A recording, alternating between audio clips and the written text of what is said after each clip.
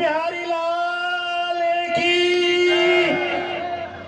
बोल दक्ष प्रजापति महाराज की। धन्यवाद मेरे युवा साथियों। जैसा कि आप सभी जानते हैं कि दक्ष प्रजापति महाराज सृष्टि के रचयिता ही नहीं बल्कि हमारे परम पिता परम ईश्वर ब्रह्मा जी की मानव संतान है। बल्कि हमारे दक्ष प्रजापति महाराज एक महान रक्षक के साथ साथ महान तपस्वी होने के साथ साथ और एक महान राजा होने के साथ साथ सबसे बड़े धर्म के वो रक्षक भी थे।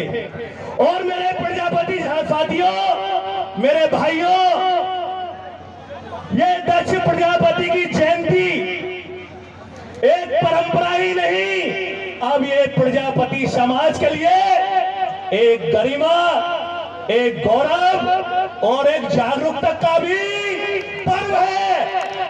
आप इसे मेरे युवाओं हर साल के भांति आज ये मेरा विश्वास कहता है कि आज ये सर्वप्रथम हुआ है और ये आने वाले समय में आप देखिएगा क्या भव्य नजारा होता है। और मेरे युवा साथियों, कौन कहता है कि मेरा प्रजापति समाज संगठित नहीं है?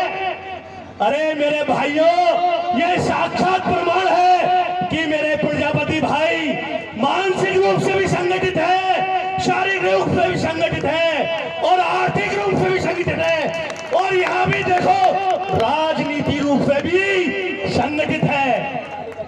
मेरे प्रजापति भाइयों, मुझे आज बड़ी खुशी हो रही है। मथुरा चल के आया, हमारे सभी हारा से चल के आए, दूर दूर दराज जिलों से चल के आए और मैं अपने युवाओं से, क्योंकि मेरे पास में समय मेरा बहुत कम है मेरे भाइयों, लेकिन आपके एक प्रेरणा स्रोत में बताऊंगा कि आज का युवा आशा बल और कल का नेता है, क्योंकि वे बड़े पैमाने में अपने प्रजापति समाज ही नहीं अपने देश का चेहरा है।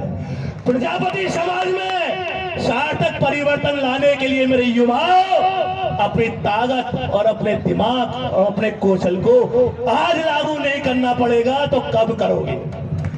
बाबा साहब ने कहा था, जो समाज, जो पीढ़ी अपना इतिहास भुला देती है उसका कभी भविष्य सुरक्षित नहीं रहता। चापलूसी करने से पद मिल जाता है मेरे भाइयों, लेकिन अधिकार नहीं। अधिकार अगर चाहिए तो मेरे आगरा की, अलीगढ़ की कमेटी से देखो, ये अधिकार है कि इन्होंने प्रथम बार में ही इस दक्ष प्रजापति शोभा यात्रा की परमिशन ली, ये अधिकार है। और मैं इसी सब बोलने के लिए तो मेरे भाइयों बहुत कुछ है मेरे पास में, लेकिन हमारे संचालक महोदय का पीछे से इशारा आ गया है, गुलगुली हो गई है कि आप माइक रख दीजिए।